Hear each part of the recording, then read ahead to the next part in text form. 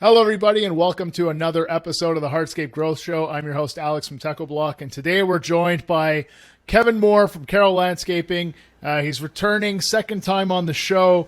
And Kevin, you're joining us today because you were listening to one of our most recent episodes where we were talking with Russ Springer from Legends Landscape Supply up in Burlington, Ontario, Canada. And he was talking about all the different ways that you can mitigate risk within your own business and not bear the brunt of the fluctuating costs and continuous inflation within our industry. Very good episode. If you haven't checked that one out, please make sure to do so. But Kevin, you reached out because we touched on a pretty touchy subject, which is the subject of change orders. And the company that you conduct sales for and do project management for has been in business for 38 years, and you have done that number of years of success by building a strong customer base and by really building nice relationships with your customers. And you had some pretty strong opinions when you called me, so we just agreed let's just do a show and talk about it and share that with everybody instead of keeping that just to ourselves. So first of all, welcome back to the show. And why are we having this conversation in your perspective? First off, Alex, thanks for having me back. It's always a pleasure to be on here, and always great to see you, any of my friends at TechnoBlock. So yeah, the change order thing. I mean, they were talking. You guys were talking specifically about the constantly fluctuating. By fluctuating, we mean rising prices. Yeah, not really. Not exactly fluctuating. It's just it's just going increasing, up, but increasing. Yeah. So how do we protect our client and our reputation and ourselves in this particular, in an economy or an economic landscape like we're dealing with right now? In the first place, change orders are the enemy of good business. Our clients are already spending more, considerably more, than they would have spent a year ago, almost unimaginably more than they would have spent 5 years ago to do the exact same project. And now with increases coming, and as you know, I mean, we have a couple different divisions where we deal with a number of different, products. Our general construction division, certainly does a lot of different stuff than our landscape hardscape division does. We're going to stick to landscape hardscape, but we're still talking about some pretty large increases here. So if you know that you're potentially 2 months out from getting to a project and you're going to meet with that client to close that sale, and we'll get back into this lingo a little bit later, but I mean, that's a real thing. If you don't close the sale, you don't have the project. There is no work. Has to be. That's important, very important. So you go to close the sale, and you're sitting down with the client, and the client says to you, "Okay, how long do I have to think about this estimate?" Well, it depends on what the materials are.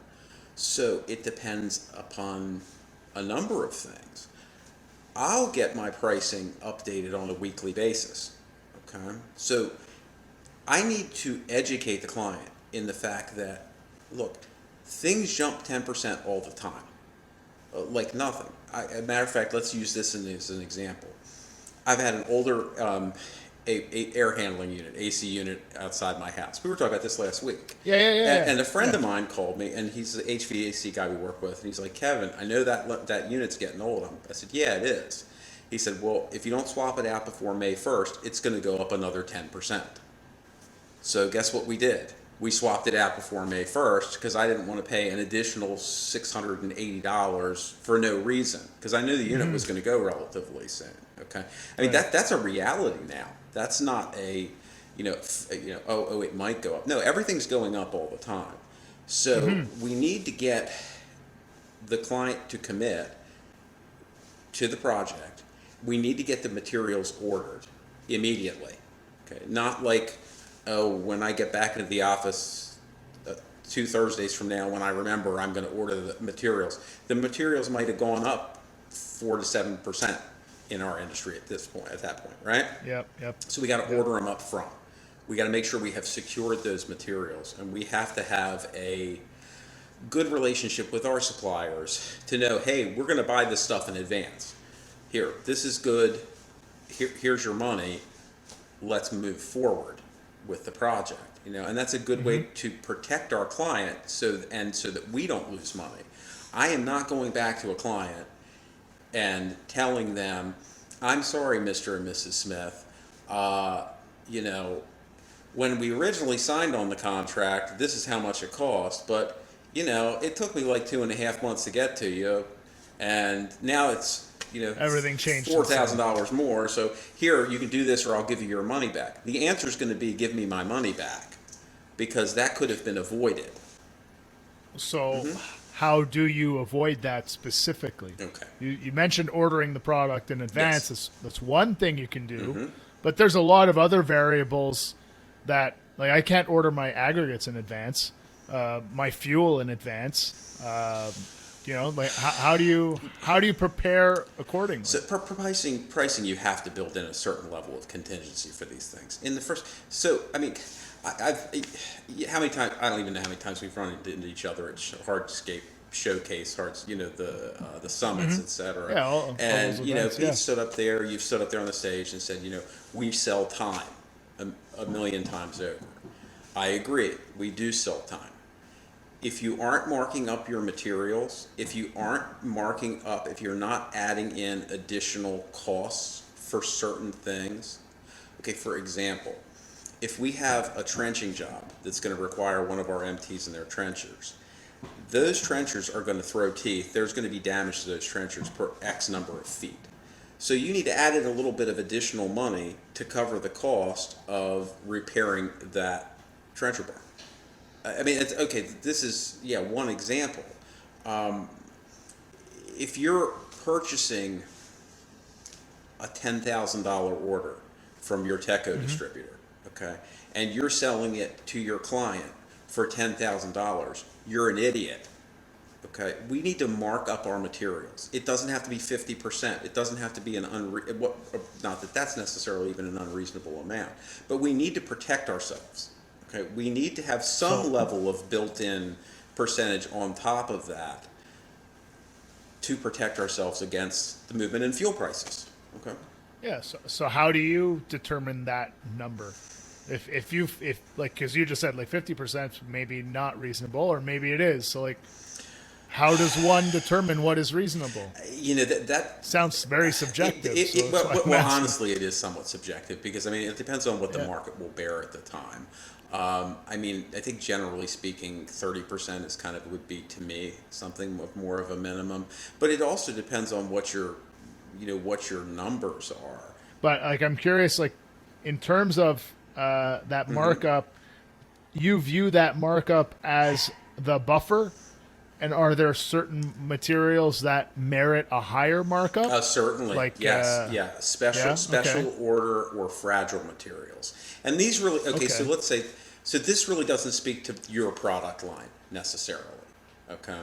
But there are. But a hardscape project consumes various materials, not just ours. There's. I'm trying to help everyone with everything. There are certain natural stones that are much more brittle or fragile. Okay. If you're going to do I'm going to go to decks real quick. I know you don't build decks. You probably don't like to talk about decks, but this is really simple. So if you're doing I know. Okay. Well, let's say we're doing. No, I'm not going to go into the stone decks thing, even though I know somebody who would love that, but I'm not doing it today. Okay, I'm leaving that alone. If you're doing a 16-foot wide deck, boards come in 16-foot widths. It's a lot less than if you were doing them on an angle. You literally have to add 30% for waste. Before it not markup, you're just 30% for waste, and that doesn't even count your additional, necessarily your additional labor. So there are different types of projects that require a larger markup because of breakage. Yeah. So do you do it from a really mathematical approach, or is it kind of more of a gut feel? Like there's a mathematical base, and then you kind of hover around a certain markup just because And I feel like this, I don't know, we never worked with this material before, or you know what, given what's happening in the economy right now, I'm going to give myself a cushion because the fuel price has jumped up 3 times in the past 3 weeks, so I need to do something. Hate to not, like, I'm not trying to not directly answer that question, but no, realistically, it's going to be different for everyone. I mean, but yeah, I'm just at this point, what are you doing? excuse me. So the answer to the question is yes. There are mathematical formulas in place. There is software in place that we utilize. But then you also have the gut instinct on it. Now, there's also difficulty, okay, and specialty. All right. So if you're doing a very specialized project that somebody else is probably not going to necessarily be able to do, that you charge more for that. I mean, a great story. Okay, so I was at a home show many years ago, and the gentleman I was working with is a fantastic guy, Bob Jones, my boss. We know, and love him. Everybody, well, you know and love him. I know and love him. But we're standing there at this home show, and we're so sick and tired of these square foot price people. How much per square foot for pavers? Here we go again. Which is the dumbest question you can ask. Okay, it's as from a consumer standpoint, we don't hear it very much anymore. We used to hear it. So a guy walks up to me and goes, how much do you charge per square foot for pavers? And Bob says, as much as I can get. And he sold the guy the job. Again, that doesn't work with everyone. However, no, but, I mean, there's a certain amount of truth to that. I mean, no, we don't want to gouge people. You're not going to stay in business gouging people. We don't want to take advantage of people, but your warranty is only as good as your ability to stay in business to honor it. Okay. Yeah. So, like, I know a lot of really great companies. I know electricians, plumbers who I've really enjoyed working with in the past. They've gone out of business because they didn't charge enough. It was that simple. It wasn't the quality of their work. Mm-hmm. They simply did not know how to price their projects. They did not know how to stay in business. They knew how to create work for themselves on a day-to-day basis. They did not know how to build a business. They did not know how to actually earn a profit. Yeah. So without turning this into a math class, because we do have that, if you go to hardscaper.com, we have a great job costing, estimating, bidding course on there. It's put together by some professionals that is what they do. That's their profession. That is their specialty. So if this first part of the conversation has been making you ask more questions about your own pricing strategies, then do check that out. It's free on Hardscape. I also highly recommend that. Just let me put that in there. If you're watching this podcast and you really don't understand how to do that, you have to do that the same way. You have to learn about it just like I had to learn about it over 30 years ago. And one of the best ways to do that is to find good source material and ask questions. And you guys do a great job of providing that material. Well, thank you very much. Let's shift gears and let's come back to the sales process and kind of the how do we, like, before we got started here, you said to me, like, you hate the term salesman because it has kind of a negative connotation, kind of like an icky feeling around it. Explain to me, like, how do you approach a sales situation? Like, what is your mission, and how do you try to position yourself as the person in that environment, in that situation? I mean, realistically, and having given this a lot of thought over a long time, I look at it as trying to make a new friend. And that may sound really it's not. I have a lot of customers who've turned into good friends over the years. I want to go and get to know these people. I need to determine what their needs are. I need to know what questions to ask so I can fulfill those needs. I have to be observant. I have to be a good listener. Okay, so just, a lot of people think that sales is all about talking fast and getting them to write you a check. And it's not, Do you feel that most people in our industry don't look at sales the way you just described it? Like, do you feel like your opinion of it is very different from I most? do actually. Yeah, it's yeah my Okay. well. Why do you say that? Like, what have you Okay, seen that makes you say that? so you know, in the first place, you're not going to make a lot of friends if you're not respectful to people. Okay, I all the time run into situations when I'm. This is when I'm running. If I'm going on, a lead or a sales lead or what have you, I'm running into a situation where people are saying, "Thank you so much for showing up." And I used to be astonished at one point by this. Like, what do you mean, thank you? Well, you're very welcome. Of course I'm showing up. There, it used to be, thank you for showing up on time. I was kind of astonished by that too. I said, well, yeah, I try to be prompt. I promised you I would call you if I was running a little late, but I very rarely do. The other four guys never even showed up, or three of them never showed up. They made the appointment. The other guy was 2 hours late, and he was in a rush. And guess who got the job? Just by being there and being present and treating the customer with the respect they deserve. That's just appalling to me that we are, that level of, disorganized. That's just being horribly disorganized. I mean, it's better to not call someone back than to make an appointment and actually have them wait at their house for you. I mean, that's just.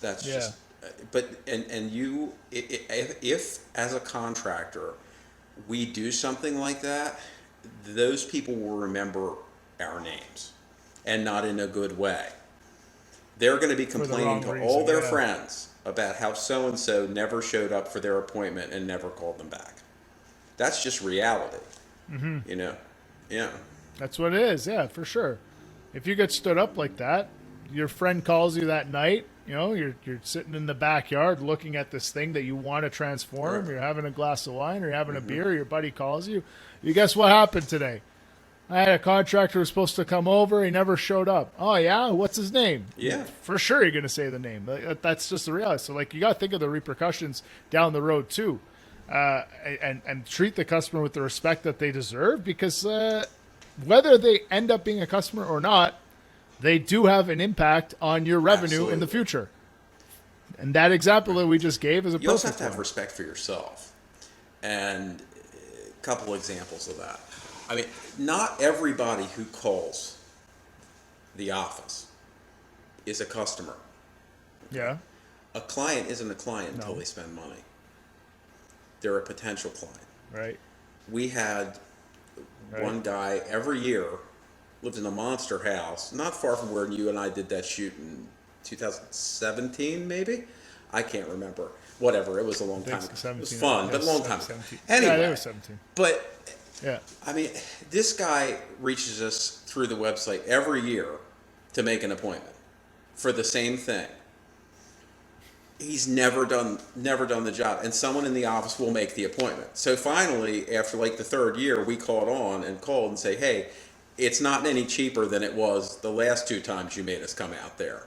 Yeah, and then he hasn't called us since, And it's but so that's not a client. He's not a client, He's actually cost us money, basically, So you also have to get. And this is something you learn through experience. You have to learn how to interview these people. You need to learn how to interview over the phone. You need to learn how to say no. If somebody says, geez, I've already had 6 people come out. I said, well, then you've had enough people come out. What do you mean? I said, what do you need? You've had 6 people come out and none of them knew how to do the job? Oh, no, I think they all knew how the job. Oh, okay, well, then you're shopping price. I'm not your guy. It's that simple, I mean, and you can do that nicely, but you can do it quickly too, and not waste your time.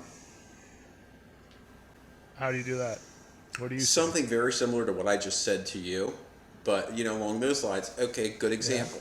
Yeah. We're in an area where a lot of people work for the government, and certain people work for the government. Certain, whether it's housing projects or projects for new buildings, etc. Well, they're calling us residentially. They're calling us for their house, and they'll call, and they'll say, "Hi, yeah, I need to get a bid on the job." Say, okay, cool. Send me over the specs. We'll be happy to bid that for you. What? I said, send me over the specifications. I'll be happy to provide you a bid. Well, that's not what I meant. Oh, okay. I'm sorry, I misunderstood you. What did you mean? Well, I need to get an estimate. Oh, okay. For what? Well, I'm not sure. Oh, so you need a design? I guess so. Okay, I'll be happy to help you with that. There you go. Yeah. I'm not going to come out. Yeah. But that's a great example though, Kevin, because you know what they're calling for, you know what they want, but you're making them understand the difference between a bid and an estimate and a design or a consultation. And from there, it becomes easier to say, well, that's how much this costs. You understand how what you asked for initially, that's something that may be free because all the other work has been done for me. But if you don't have any of this work done and you're calling a professional, well, that has value. Are you going to buy, God, I hate using car examples, but I can't think of anything else right now. Who is, okay, it's yeah. Okay. Everyone has a car. It works for everyone. Do you have a car, Alex? Well, okay. I mean, technically, so we're good. That's all fine. Yeah. Anyway, are you going to buy a $50,000 car without having any idea what it looks like?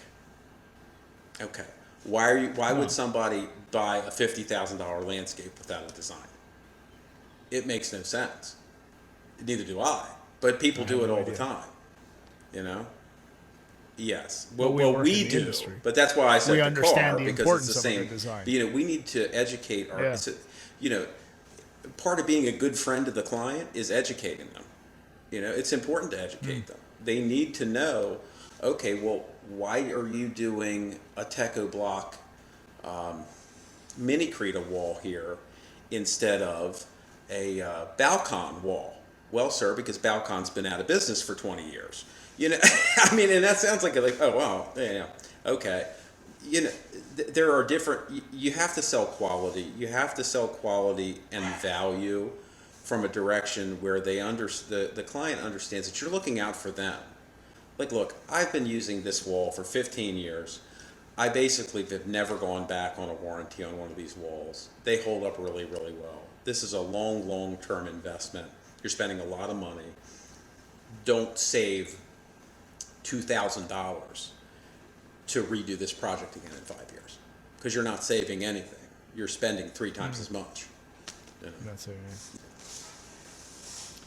So I like kind of the theme that you keep coming back to, which is being a good friend to the customer, and I want to backtrack a little bit to the whole discussion about change orders and everything, because you've hit on 2 points that I think are very relevant to this next part of the conversation. There's the being a good friend to the customer, and there's the not sure exactly how to say it, so I'll say it like this. The standing up for your position and I'll call them the rights of your business. And what I mean by that is, just like the example you gave of the bid versus estimate versus design, how do you approach a sales situation where you're trying to help the customer navigate through this process, help them understand things? Things will change along the way. Things will be added to the project along the way. And change orders are a possibility, but I just want to come back to the reason we started having this conversation in the first place. You're like, change orders are a bad thing if they're not used properly. So let's bite into that. Let's talk about change orders. What's good? What's bad? What the heck are we talking about? And I think you and I kind of kicked this back and forth a little bit. But let's say the client didn't want a fire feature. Okay, I didn't use the word fire. I'm going to use it now, but I'm going to use words. I didn't say pit because I know Pete gets upset about that. I didn't say pit, but fire feature. So let's say, and look, fireplaces are awesome. It doesn't have to be a fire pit. There's lots of different cool fire features. But if you need to make sure, and it's within that value, it's within bringing that value to the client, looking out for their best interest, that you're offering them things like fire features, offering them things like landscape lighting, accent lighting of all sorts, offering potentially a freestanding pergola or the appropriate shade structure or screen planting, whatever it happens to be. If you're leaving those particular things off the table, and I think for the most part, the reason that people in our industry aren't bidding the landscape lighting, aren't bidding these different things up front, is they're terrified of asking for money. Okay. Okay. Go on. I mean, what makes you say that? Because I see it all the time. It's if you've been in this business for any period of time and you are even marginally competent, you realize that accent lights can be added under a wall cap. Right? Yeah. You would think that there is such a thing as a path light, that you can uplight trees. Yeah. Simple stuff, right? Yeah. That fire pits can be built. But people are so afraid to ask for the appropriate amount of money. By the time they've run their numbers on, let's say, the patio project, they're going, oh my God, I can't believe I have to ask for this amount of money already. I'm not possibly going to ask for the lighting and the planting and the fire feature as well. So are you saying that change orders get overused or misused because we're not transparent or we're not confident enough in the initial stages of presenting the project, selling the project, that we're scared to set the right expectation because we don't want to lose the sale. So we undersell and then things inevitably get added. That's what you're saying. Exactly. So what's the problem with that? I mean, the problem with that is you're working twice as hard, and a lot of times you're having to make modifications mid-job. Let's say you're capping your wall. Yeah. Okay. Yeah. Or you've already laid your wall for, you're starting to get there in. Sure. Well, how about landscape lighting? You might have to tear down part of that wall to put the landscape lighting in, potentially. Yeah, for sure. It depends on what kind of wall it is. I mean, I don't know if it's a seat wall, that's completely different than a wall that's an actual retaining wall. But still, it's the idea. If we can get these things into the contract up front, then we've really anticipated our clients' needs to a T, and we're giving them everything they want.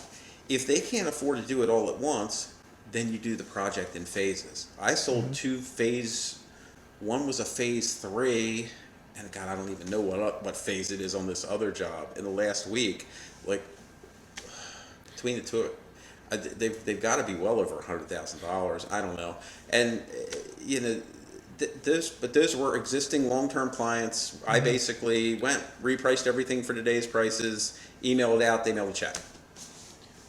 Yeah, but to be fair, Kevin, if you've been in business for 38 years, which is not most companies, if you've been in business for 38 years and you sold the job initially and you did a great job and you fulfilled all the promises, then the trust is there, and that opens a door for exactly what you just said. Like, we want to add to this. Okay, here's how much it costs, and boom, you get a check in your pocket. Like, I'm talking about you're sitting across the table from the customer, and they are swearing up and down like the most they can afford to spend on this project is $75K.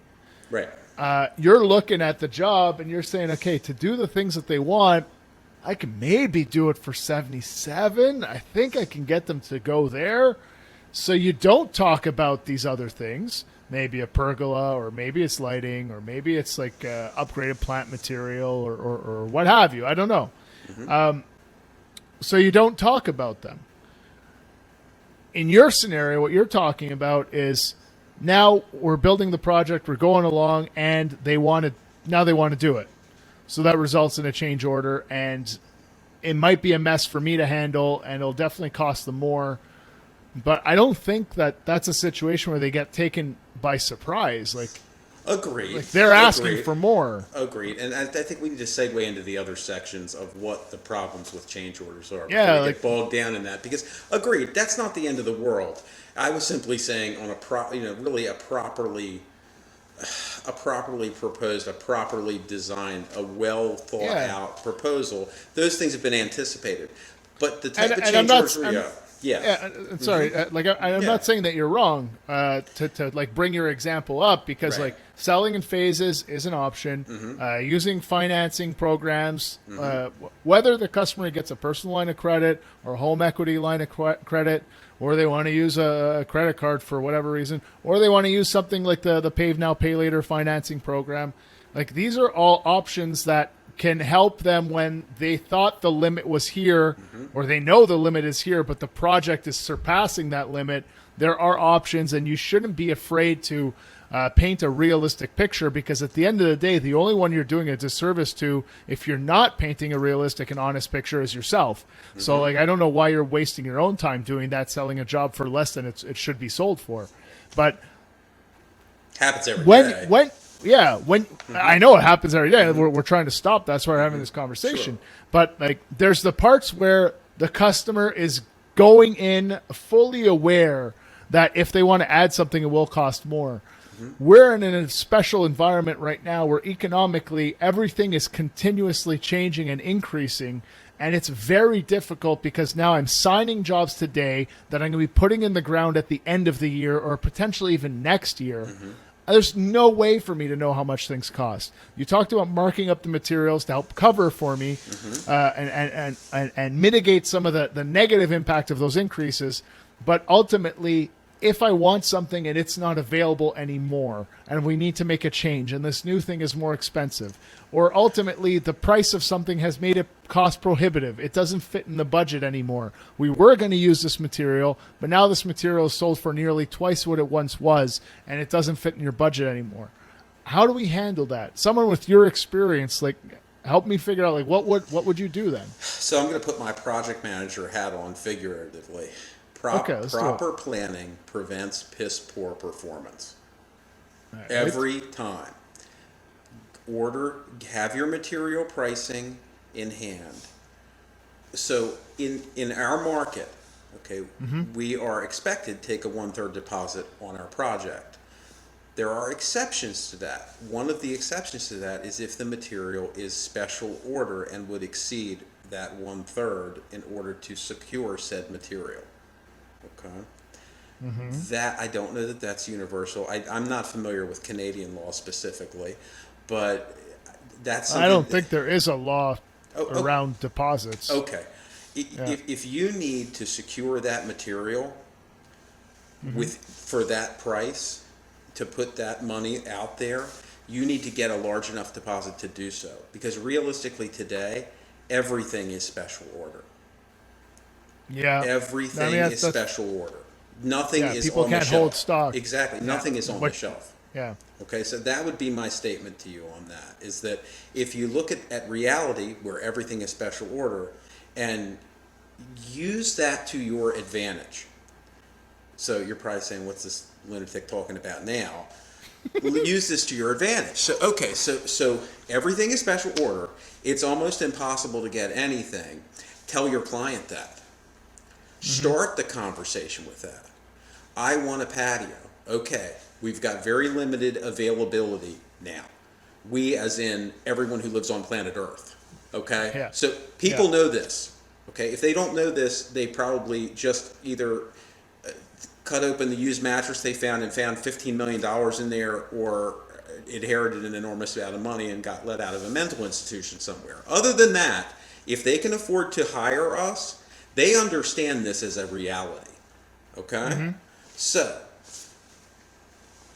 go ahead and double down on that reality. Use it to expedite the closing process of the sale. Look, I can't hold this price for more than a week. So if you want to do this project, I can get these materials for you. I can purchase them immediately. We can get you on the books to get there in 3 or 4, whatever the time frame is. But we can hold this price for this period of time. If you wait until next week, I need to reprice this project, and I potentially need to make changes to the types of material that we're using, because things may go out of stock for God knows how long. And, your costs are going to go up, and I don't know how much, because no one does. So, I mean, that's probably the most honest way you can tackle it. where do you put all this stock? that you're Well, it pre-buying? depends. I mean, if you have a good relationship with your distributor, and your distributor has the ability to hold said stock for you for a period of time, then work with your distributor. I mean, I understand, and you've already said it. Yes, we've been in business long. Yes, we have very large capacity to hold stock. So I understand not everybody has that. But if you're a small company or you're operating a very, very small company, you don't need to pull in. It's very unlikely if you're running you and one other guy that you're buying 20 loads from Teco a month, right? I mean, that's not happening. I mean, so you don't need to stock. So you may not be ordering it all right away to stock it, but like you're ordering at least a month out or 2 months out, whatever the timing is for those products. Lock it in. The key is communication. Lock it in. Communicate with your distributors, but you have to have that information up front before you get to the point of sale. At the point of sale. Yeah, and ultimately, I'm just going to walk back Please. on what I just said, because you can still order it right away because it's not in stock right now. So you need to order it so that the dealer can order it, so that the manufacturer can make it, and then once it's made and cured and ready and packaged, then it can ship, and then it can ship again. It'll ship to them, and then it'll ship to you. Right. So that understanding that length of time is the initiator for when you need to order that stock. Okay, so we have that part. What else can I do? Is there anything else that I can do?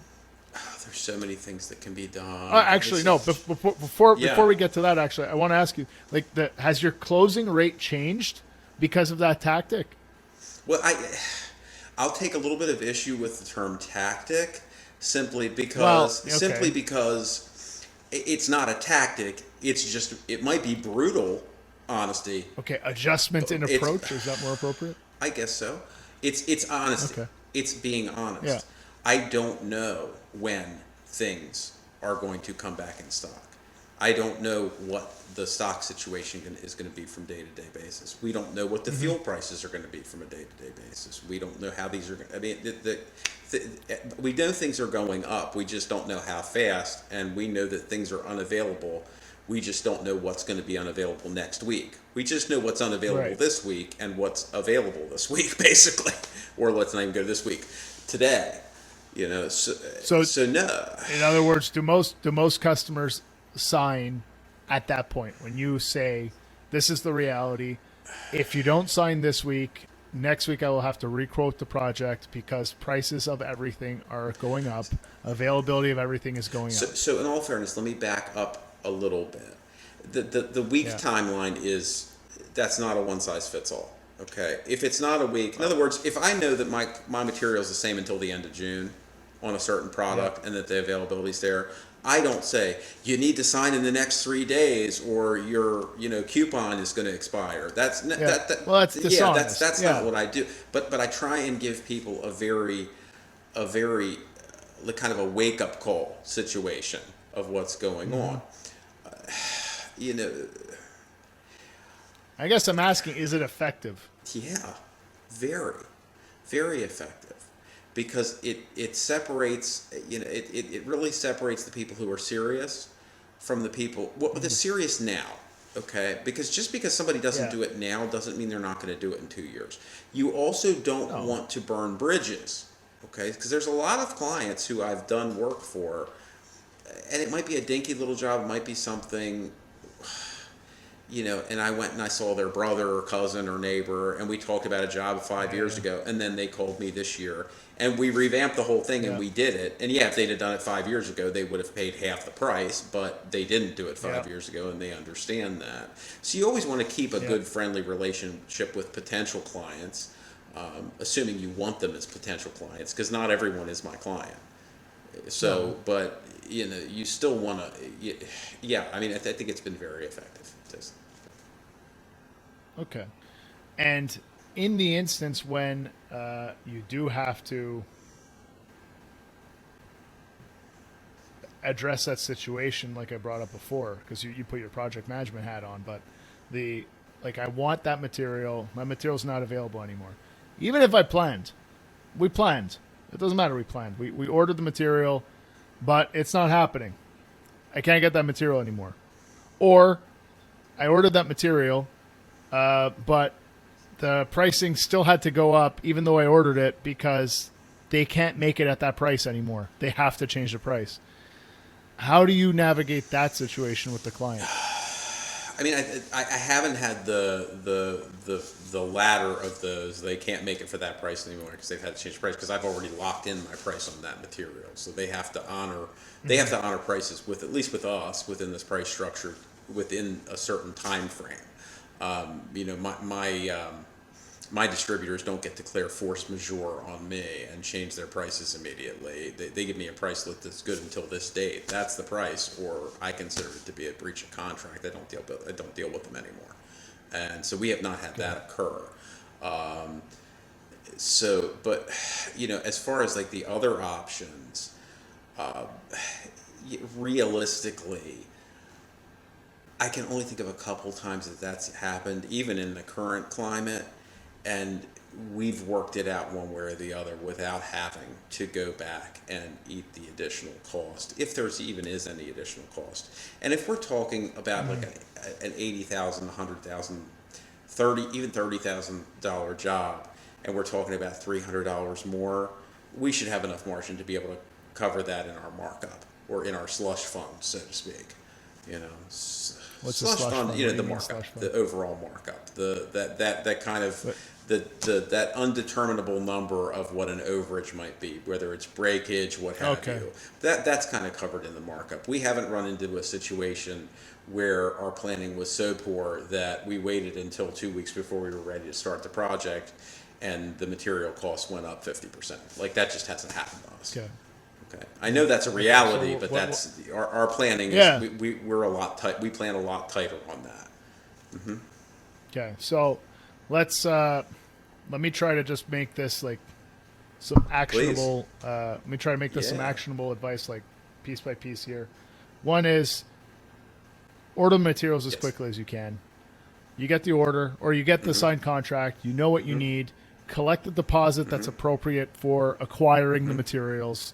Make sure, that's point one. Point two is make sure that in your pricing, the materials have been marked up to not only cover for the risk factor associated to you estimating and acquiring and holding and handling those materials, but also to account for cost overages or overruns that can, might, and likely will in today's climate occur with your project. But be as fair as you can, because dishonesty will bite you in the eventually. Third thing is plan as accurately as possible. Try to anticipate all the variables that can affect the cost of the project to subsequently make sure that markup makes sense on point number two. Point number four is be as upfront with the client as possible with regards to how much this project should cost. Don't beat around the bush. Don't be shy. You don't need to be arrogant about it. You can be honest. You can be humble. Like you said, try to be a good friend for them, but help them understand, like, this project will cost this much. There is no way I can do it for that much. So this is what we have to do. And if this way doesn't work, then perhaps we can do it by phasing the project, or we can look into these financing options, or we can look at postponing the project. However, the costs will still continue to go up, but maybe your financial situation will be stronger than it is today. Fifth would be any changes that you do anticipate potentially happening in the project. Again, talk about them as soon as you think about them. Don't sit across the table from the customer and the husband and wife are looking at each other and they're talking about the fire pit, and you see they're really leaning towards the fire pit, and then you come in the next day or later on that same night with a proposal that does not include a fire pit or a fire feature. Sorry, Pete. Or a fire feature. Include the fire feature in that initial proposal, and then have proposal B where you omitted the fire feature, but at least they know. Did I miss anything? I feel like those I five feel kind of hit. I feel everything. like you covered them pretty well. Yeah, I mean, we could go a lot further with this, with different examples, but I think that those bullet points are pretty accurate. Yeah. Is there anything else that you would add that could be helpful to any contractor at any stage of their business in trying to sell hardscape projects, landscape projects, sell their services, sell their designs in today's climate? You've been doing this for a long time. You have seen economic ups and economic downs. Many. We're going into a down. What do we need to do? What do we need to watch out for? Is there anything else that you can add? Yes, there's something very, very specific. Well, there's 800 things I could add, but you asked me for one thing. Yeah. We are experiencing record inflation. You can't start selling out of fear. Don't start slashing your prices because you're afraid you're not going to have enough work. That's a great way to go out of business. You don't ever want to be in a position. So you never want to be negotiating from a place of weakness. You always negotiate it from a place of strength. Whether you're actually in a place of strength or not is irrelevant. You need to approach it from being a person who's negotiating in a place of strength. If you're so great example, 2009, okay, very bad housing bubble burst in the United States. It was a disaster. So right next to your Douglasville plant, there used to be it was a great quarry called then it was H&K Group, but it's architectural stone. They had an architectural stone line. They had some really cool natural steppers that had kind of a wood finish. They had some others that had a really neat green hue to them. So they had some really, really neat stuff. Where they had this salesman who was like the super salesman. This guy was really cool, let me tell you. Well, he closed the deal to sell all the facing stone to the new buildings they were putting in at Penn State. At that point, nobody was building anything. So if you got a municipal project, because the government seems to be the only entity that doesn't run out of money, because, well, that's a completely different. Allow me to rewind. So he wound up selling, I think it was like $4 or $5 million worth of stone to Penn State to face all these buildings. And Arcstone is killing it. They're printing catalogs. They're doing all this. They're flooding the market. Times are good. Okay. Yeah. Okay. They're not. When was the last time you were in Douglasville at that plant? Do you remember? It would be 2017. The same year I came down to see you. Did you see the Arcstone sign when you drove past the Douglasville plant? No, I did not. Yeah, no. You know why? Because he sold them at a 5 cent per pallet markup. His commission was 2% of the sale. So he sold $5 million for material for $4 million and still got his material. Basically, still got his his commission. He made his cut. Now, now, granted, the company. Now, and this is something of lore, you know what I mean, in the business. I don't know all the exact numbers. That's what I was told from reliable sources. But and now Arcstone is no more and has been no more for a long time, because internally they didn't catch it until it was too late. Yeah. So what you're saying is, really make sure that you know your numbers. Yeah. Going into the selling situations, and maybe we've been able to get away with fudging numbers over the last 2 years because the demand is so high, and just everything's going up. So you can round up and you can guess, and people are waiting in line to get access to your services. So you can quote unquote cheat, but if we're going into a slower period, you need to really have a strong handle on your numbers so that you're able to accurately price every element of a project, so that you're still preserving your profits, but you're giving your customers the best value possible, because price sensitivity is returning to the market and is returning as quickly as the inflation is rising. They go hand in hand. So we need to be really smart with how we understand our numbers, how we price our projects, And when we're pricing projects, those 5 points that I hit earlier that you brought up throughout the course of this conversation should kind of be your guiding principles in terms of going into that sales situation, because otherwise you're not going to be selling on a long-term, build a strong relationship with your clients, have them become return customers, have them refer your business, and have you leaving the job site with that final paycheck saying, you know what, I made a fair profit on this project. All my costs are recovered, my overhead is recovered, all my team is paid, and my materials are paid, and there's a profit returning into the company. It's I don't know how else to say it other than it starts with doing the math, and it ends with being a good steward to every person that you interact with. If you run your business that way, then sales come easily. If you don't, then sales are very hard because it's sporadic and unpredictable. And you need the last thing that I'm talking to the client about, and I'm not talking about like small talk and whatever, and you know, the last point is those numbers. Everything else is spending the time to educate the client, spending the time to show them the value. Because I like talking about value. I like talking about ROI, return on investment. I don't really like talking about price. When somebody say like I just want to do it cheaper, well then you're talking to the wrong guy. You know, what do you mean? I say I don't do cheap. Cheap is junk. You know, I don't build junk. I need to stand behind my work. Yeah. If you want a good value, I'm your man. If you want cheap, you need to find someone else.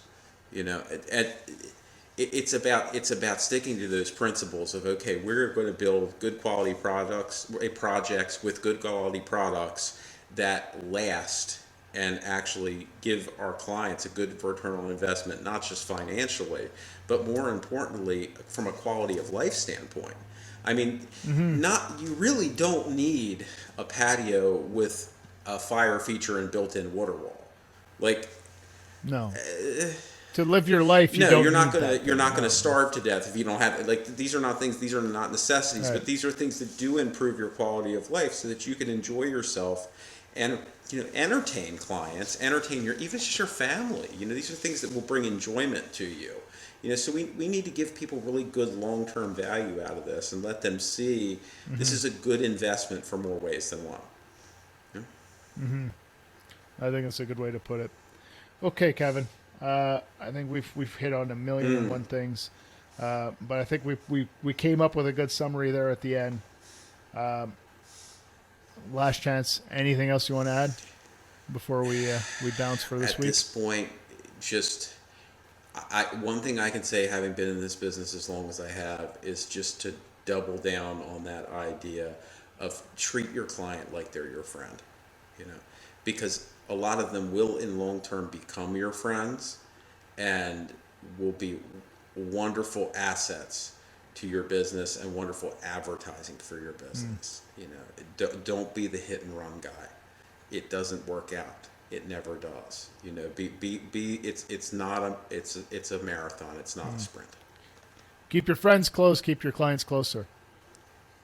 There you go.